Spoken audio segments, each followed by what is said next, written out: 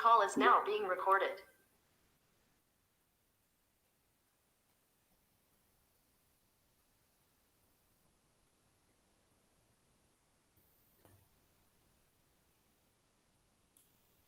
Olá, pessoal, tudo bem?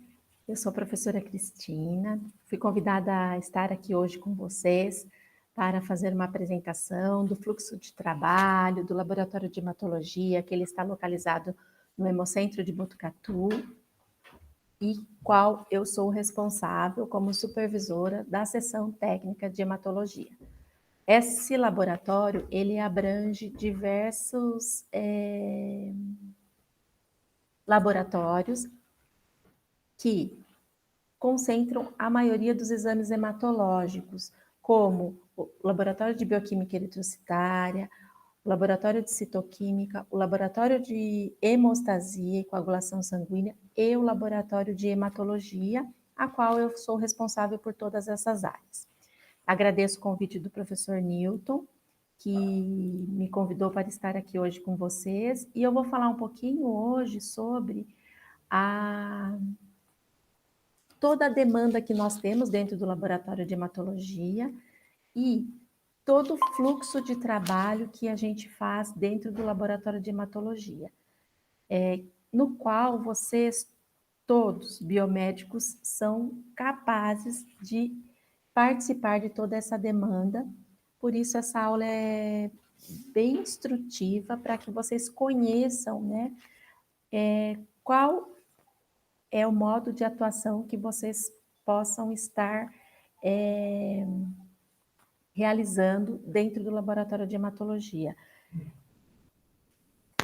Então, para que a gente sempre pense em um laboratório, né, seja ele qual for, principalmente em análises clínicas e mesmo o laboratório de hematologia, a gente precisa pensar desde a instalação desse laboratório até toda a infraestrutura que esse laboratório deve ter, né? Então, eu tenho que pensar na recepção desse laboratório, na sala de espera, na área física da sala de coleta, porque a coleta é uma do material mais rico e precioso que nós precisamos ter para análises laboratoriais. Então, nós precisamos da infraestrutura, dos equipamentos e acessórios pertinentes a esse laboratório, o qual podem ser adquiridos através de uma licitação, de um aluguel, de uma compra de equipamentos, da conservação e limpeza das instalações desse laboratório e o armazenamento de resíduos sólidos de saúde. Então, dentro da instalação e infraestrutura do laboratório, existem uma resolução, a RDC 50, que foi elaborada em 2002, que ela dispõe todo o regulamento técnico para o planejamento, a programação, a elaboração e a avaliação dos projetos físicos de estabelecimentos assistenciais de saúde, que teve como objetivo, né, caracterizar os requisitos mínimos de instalação e infraestrutura e para que a Anvisa fez essa resolução, porque ela visou, né, e visa até hoje, a garantia do conforto e a segurança dos clientes e equipes do laboratório. Então, dentro dessa resolução, contempla na íntegra todos os requisitos legais exigidos por órgãos competentes, tá? E na cidade do estado. É fundamental que a gente ande junto com essa legislação para que a gente cumpra toda essa instalação e infraestrutura, certo? Aí, além disso, a gente segue também algumas recomendações referentes à infraestrutura, principalmente da sala de coleta, que é o nossa pedrinha do sapato, né? As amostras laboratoriais que chegam até nós, se nós estamos dentro de um ambiente hospitalar ou se nós estamos dentro de um laboratório particular, privado, a coleta é fundamental. Isso eu vou repetir várias vezes para vocês durante a nossa aula. E existem recomendações da Sociedade Brasileira de Patologia Clínica, Medicina Laboratorial, específica para a coleta de sangue venoso e outros materiais biológicos, não só para a coleta de sangue venoso, e que nessa recomendação realizada pela SBPC, lá fala toda a parte de piso, como ele deve ser, que ele tem que ser impermeável, resistente às soluções desinfectantes que a gente utiliza, das paredes, como tem que ser as paredes, se tem que ser resistentes, as divisórias, se for divisórias, como eu tenho que ser essas divisórias para que elas recebam, né, soluções desinfectantes também, como é o ambiente de ventilação. Esse ambiente de ventilação ele tem que ser eficaz, se ele é natural ou artificial, ele tem que garantir o conforto, tanto do cliente quanto do flebotomista, ou a pessoa que coleta as amostras biológicas, né? Uma iluminação perfeita, de boa visualização.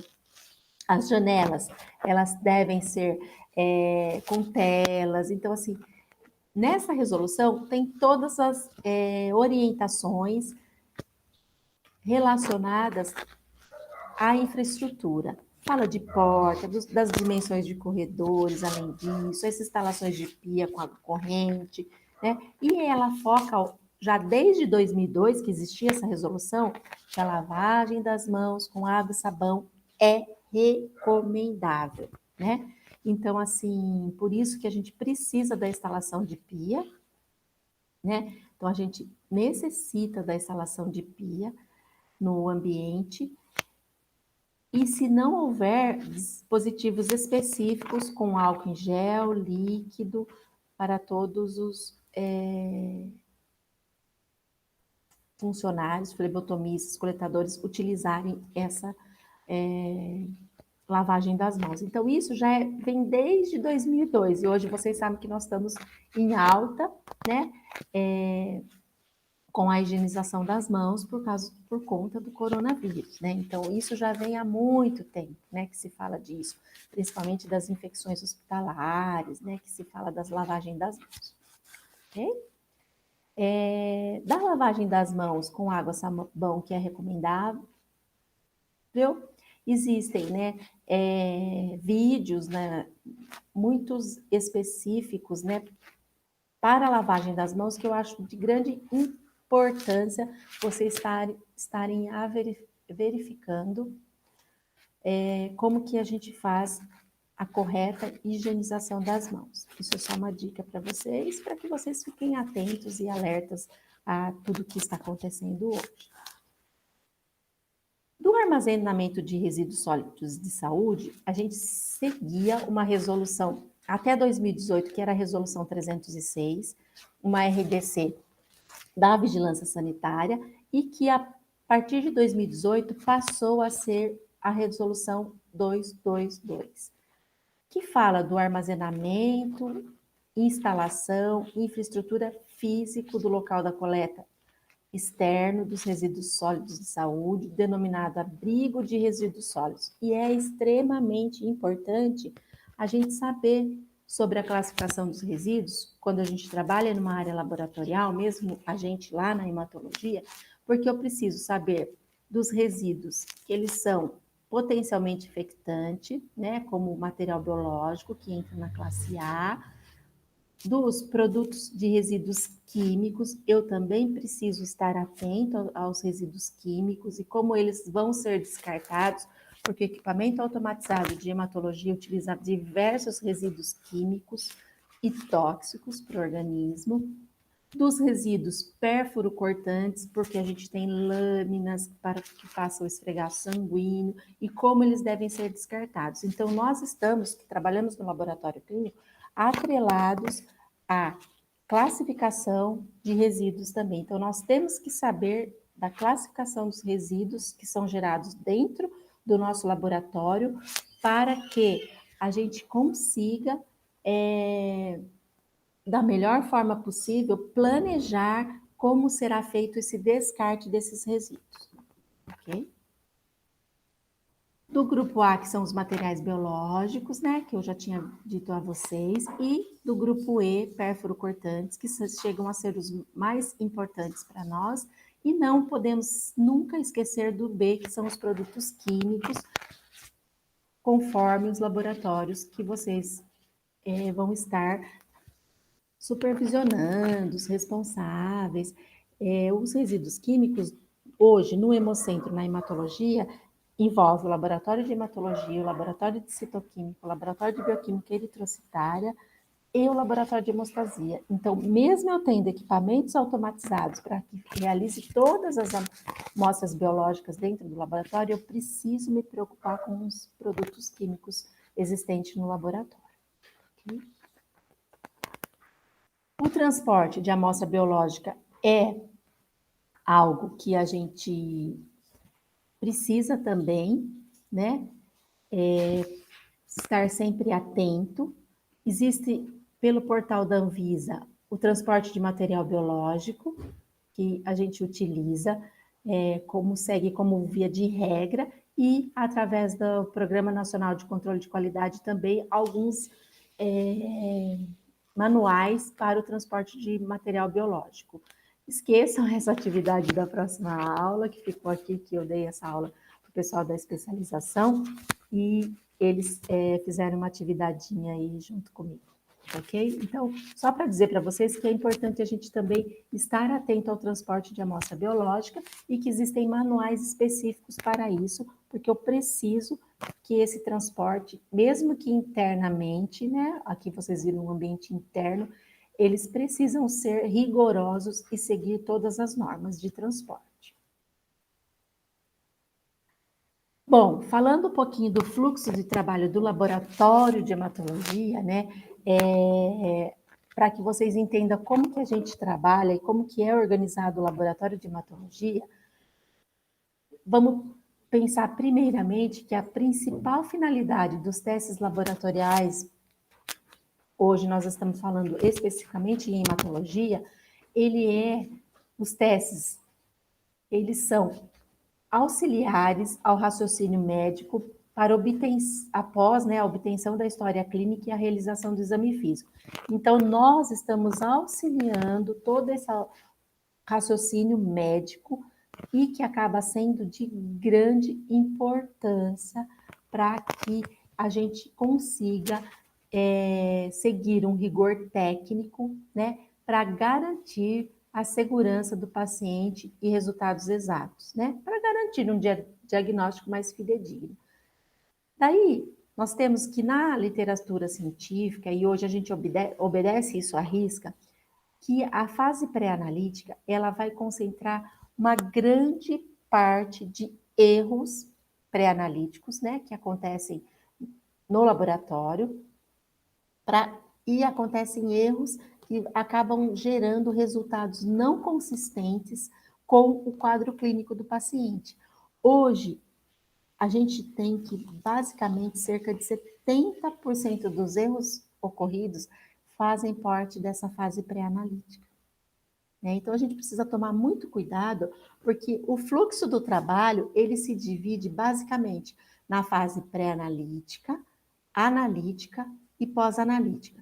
Na fase pré-analítica, ela inicia, aqui eu coloquei, desde a hora que inicia a coleta de materiais biológicos, né, que ela pode ser feita pelo paciente, caso seja uma urina, fezes do escarro, ou no ambiente laboratorial, ou na própria sala de coleta nossa, mas no nosso rastreamento dentro da hematologia do Hemocentro, ela inicia a partir do momento que o médico faz a sua solicitação do exame, que é registrado no sistema informatizado, o sistema MV, até o resultado final, que seria a fase pós-analítica. Então, o meu sistema, ele permite rastrear a hora que o médico fez a solicitação do exame, a hora que a equipe fez a coleta, a hora que chegou no laboratório, a hora que realizou esse exame automaticamente, no sistema automatizado, a hora que o resultado foi para o sistema, né, que é gerenciado lá, o sistema que todos os a médicos, técnicos têm acesso e a hora que está inserido no prontuário eletrônico desse paciente e quem foi o responsável que laudou esse resultado. Então, nós temos a rastreabilidade. Esse é o fluxo de trabalho da hematologia que acontece hoje. Na fase analítica, vai corresponder à etapa de execução dos testes, propriamente dita, né, onde eu vou realizar os testes. E a pós-analítica inicia-se quando envolve os processos de validação e liberação dos laudos, encerrando após o médico ter recebido esse resultado, interpretá-lo e tomado a sua decisão. É importante falar também para vocês que na fase pré-analítica a gente faz a análise desse material biológico que chega até o laboratório. Então, amostra por amostra são avaliadas, né, uma a uma, para que eu consiga verificar se é uma amostra adequada, se não tem coágulo, se o volume é ideal, que eu acho que vocês vão assistir uma aula específica sobre análise da amostra biológica, os anticoagulantes utilizados em hematologia, quais são as alterações que a gente consegue verificar e encontrar, ok? Dentro da hematologia, os aparelhos eletrônicos, né, atuais, eles possuem princípios de contagem, que eles conseguem mensurar múltiplos parâmetros, diversos parâmetros dentro do hemograma, vários parâmetros, e vai permitir a realização de um hemograma em menos de 60 segundos. Vocês têm ideia disso?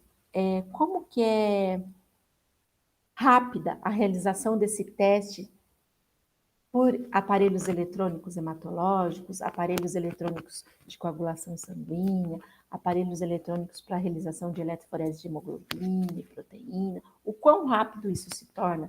Porque imaginem vocês que hoje nós temos uma rotina e uma demanda de 1.000 hemogramas dia. Como que eu faria isso se não fosse automatizado? Impossível, né, pessoal? Então, a gente utiliza os equipamentos automatizados. Eles são capazes também de emitir alarmes na presença de células imaturas, como blastos, granulócitos, imaturos, linfócitos reativos, eritroblastos, ou parâmetros relacionados à fluorescência e reações citoquímicas. Nós utilizamos muito a fluorescência e reações citoquímicas para identificar os reticulócitos, que são as células mais jovens também, que vocês vão verificar numa aula mais adiante, que eu falei de vocês a interpretação do hemograma. Então, tudo isso vocês vão verificar na aula sobre a interpretação do hemograma. Mas para vocês entenderem como é importante, né, e quanto a automação nos ajuda em hematologia. E aí, é importante eu também dizer a vocês que isso tudo é muito importante, a automação é importante, mas que a análise, ela não é possível sem a supervisão humana.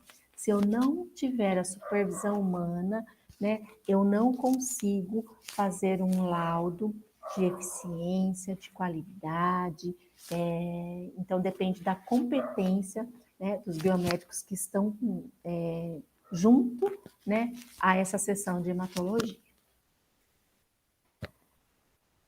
Para que eu obtenha esses equipamentos automatizados, né, dentro do laboratório, eu preciso que aconteça hoje, no Hospital das Clínicas, no HC, acontece uma licitação. Essa licitação, ela é... Desculpa, pessoal. Essa licitação, ela acontece através de um termo de referência que ele é elaborado. Esse termo de referência, ele contém um objeto, né? O primeiro item, que é a aquisição. Então, na verdade, sai exatamente desse jeito que está colocado aí para vocês. Aquisição de materiais de uso laboratoriais, reagente para hemograma completo com reticulócito e teste para velocidade de hemossedimentação, porque a gente faz também esse teste lá. Então, eu já faço, junto à minha licitação do laboratório de hematologia, a licitação para os reagentes para hemograma e teste de velocidade de hemossedimentação, com sessão de uso gratuita em regime de comodato dos equipamentos necessários para a realização dos testes para atender às necessidades do Hospital das Clínicas da Faculdade de Medicina, de acordo com as especificações descritas neste termo de referência. Então, eu vou descrever um termo de referência, e aí eu começo a descrever. O segundo item é a descrição, segundo a Bolsa Eletrônica do Governo do Estado de São Paulo. Eu tenho que ir lá nessa Bolsa Eletrônica, que é chamada de BEC, e localizar onde se encaixa a descrição do Governo do Estado de São Paulo o item que eu vou licitar. Então, eu tenho que ir lá verificar o item dos reagentes para hemograma e dos testes de velocidade de sedimentação. Quando eu acho esse item na bolsa eletrônica, ele tem um número, esse número vai constar no meu processo de licitação, né? Junto desse número que é específico da bolsa eletrônica, vai constar a descrição que está nessa bolsa eletrônica, e na coluna seguinte vai constar a quantidade de testes necessários para um ano. Então, eu tenho que fazer os cálculos, eu tenho que fazer a minha demanda anual, eu aumento todo ano 20%, porque essa licitação ela é válida por um ano. A partir desse momento que ocorreu essa licitação, fechou o preço dessa licitação, se eu colocar que eu utilizo no ano 20 mil hemogramas, né? No ano, estou dando um exemplo, a gente faz 1.000 por dia, então eu ultrapasso muito mais que 20 mil hemogramas, né?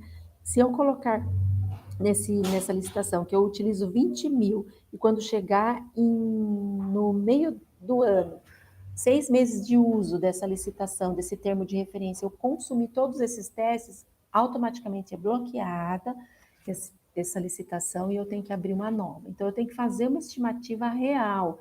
Então, eu sempre coloco 20% a mais a cada ano para que eu não perca esse preço desse ano, porque todas as vezes que tem uma licitação nova, o preço aumenta um pouco devido às diversas características próprias, né, de aumento mesmo, né, de juros, enfim, isso acontece anualmente, então a gente sempre aumenta um pouco, e o ideal é que essa licitação ela permaneça por pelo menos esse ano, tá? Então que eu tenha uma seja fidedigna a quantidade que eu vou utilizar naquele ano. Então, eu, como responsável, teoricamente, não posso errar nesta conta. Aí vem a justificativa da aquisição.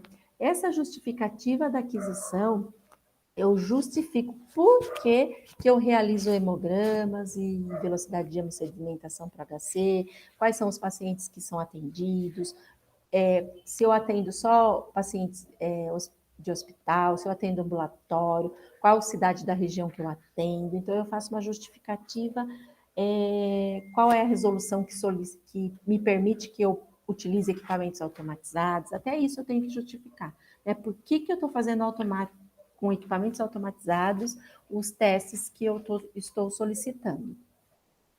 Aí, depois que eu fiz essa justificativa da aquisição, eu faço a especificação técnica, que entra toda a especificação do equipamento ao qual eu estou licitando, né? Então, entra número de testes por hora, entra quais parâmetros esse equipamento vai analisar, em quanto tempo, quanto de aspiração de amostra.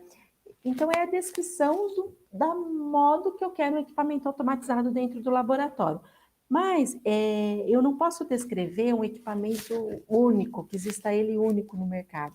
Eu tenho que fazer uma descrição com o que eu quero, para atender as minhas necessidades, mas de forma que pelo menos 3 empresas concorram a essa licitação. Se tiver 2 empresas só, com a descrição que eu fiz, automaticamente essa licitação ela é bloqueada até que eu refaça essas especificações técnicas para que eu tenha mais empresas participando. Normalmente, na hematologia eu não tenho problemas, os equipamentos são muito parecidos, então eu faço uma especificação generalizada para que outras empresas concorram. Então, normalmente, na hematologia, 5 empresas acabam concorrendo, que é muito bom, porque acaba tendo um preço mais baixo, né? Porque eles brigam pelo preço e acaba tendo um preço mais baixo, que para o hospital é ótimo. Depois que, dentro das especificações técnicas ainda, eu tenho que colocar toda a parte de treinamento para a empresa ficar responsável pelos treinamentos da equipe, elaboração de certificado. Eu tenho que também especificar o aceite definitivo desse equipamento, né, que é um laudo que eu dou de aceite definitivo. A garantia, eles têm que fornecer a garantia desse equipamento, o certificado de garantia, a qualificação dessa garantia desse equipamento. Então, eles fazem através de boas práticas laboratoriais, o equipamento tem que estar registrado na Anvisa, né, registro do equipamento. Então, tem vários itens dentro da especificação técnica, certo? Depois, a gente parte para a qualificação técnica, que é uma qualificação que eles podem fornecer para a gente, dizendo, ó, meu equipamento é qualificado assim, assim, assim, mas a gente também faz a nossa qualificação técnica, tá? Então, vem uma qualificação técnica deles, através da assistência técnica e assessoria científica da empresa licitante, mas nós fazemos também a nossa qualificação, que eu vou explicar para vocês. Depois nós temos a proposta de preço, que daí segue vários passos para que eles chegam até o dia final da participação da licitação, que hoje a gente também faz através do pregão eletrônico, que a gente fala, então é tudo virtual, tudo eletrônico, não tem mais pregão presencial, então eles encaminham propostas, os documentos da empresa, os documentos de quem vai participar da licitação, a proposta de preço, e o pregoeiro vai elencando em uma planilha, né, como que isso, a cada empresa que entrou com essa proposta de preço, que está participando dessa licitação, e esses preços, eles são elencados em uma tabela e qual vai classificando o menor preço. Depois que classificou no menor preço, o pregoeiro entra em contato com todos que estão participando e verifica se o segundo lugar, o último, na verdade, suponhamos que entrou 5 empresas, se o quinto lugar ele pode cobrir o preço do primeiro e assim por diante, tá? Até que eles ficam concorrendo através do preço, até que eles declinam no momento que eles não podem mais diminuir esse preço, abaixar esse preço, e eles acabam vencendo essa licitação. Após o vencimento da licitação, parte para amostras, que a gente chama, é um item que chama amostras, que é a parte onde eu descrevo, né, dentro do termo de referência desta licitação, quantas amostras eu quero, se eu para testar o equipamento, né, se eu vou validar esse equipamento. Muitas vezes, o equipamento ele permanece por 1, 2, 3 anos. Comigo hoje, na hematologia, já faz mais de 5 anos que é uma única empresa que ganha. Mas eu não posso deixar de solicitar a amostra, porque se vem uma empresa que eu nunca trabalhei e que eu não conheço, eu preciso validar essas amostras para ver se é o que eu realmente estou solicitando no termo de referência, certo?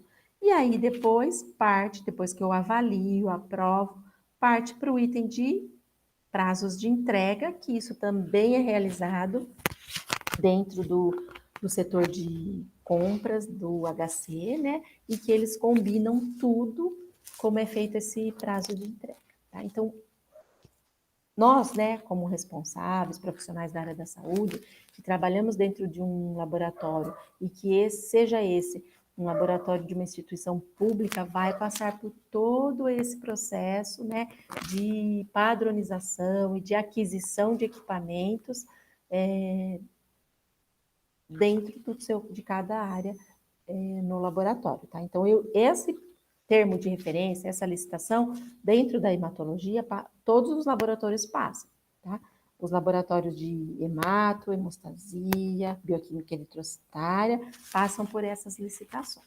E esses descrições de termos de referência. É bem trabalhoso, né? E a gente tem uma responsabilidade muito grande, enorme, do que a gente está colocando nesse papel, porque é responsabilidade sua, né? Como biomédico, farmacêutico responsável, né? Então, de estar elencando isso de forma mais adequada possível, tá? Depois que eu tenho tudo isso que ele citou, que eu tenho meu equipamento, né? Então, a gente vai ter, basicamente, a gente vai ter opa, a gente vai ter o laudo laboratorial, certo? Esse laudo laboratorial, ele vem, como que ele vem esse laudo laboratorial? Ele vem com um eu peguei um laudo, na verdade, isso daí é um laudo bem antigo, né? Para que a gente não tenha muita identificação de nada aí, até apaguei um pouquinho o nome do paciente aí, não deveria ter deixado, mas é um laudo que ele sempre vai ter a identificação do paciente, né? Com o número de pedido desse paciente, eu vou ter o número do código de barra desse paciente que está aqui, eu vou ter também esse paciente, eu vou ter ele, todas as identificações necessárias, idade, sexo desse paciente, eu tenho a posição da rack onde foi realizado esse hemograma, eu tenho o nome do equipamento, né? Então, eu tenho a hora e a data que foi realizado esse hemograma. Então, isso eu preciso ter todas essas informações para que meu resultado ele seja interfaceado, né? E que vá para o sistema de interface meu e que vá para o sistema hospitalar, que é o resultado final, e o prontuário eletrônico do paciente. Então, eu tenho resultados que são liberados, né? Todos liberados, e eu tenho alguns resultados que não são liberados. Por exemplo, se ele me der qualquer flag, né? Tanto aqui como aqui, né? Se ele tiver algum flag de análise, ele não libera o resultado, e se ele não tiver flag, ele libera o resultado, tá ok? Então é mais para vocês saberem que depois que eu faço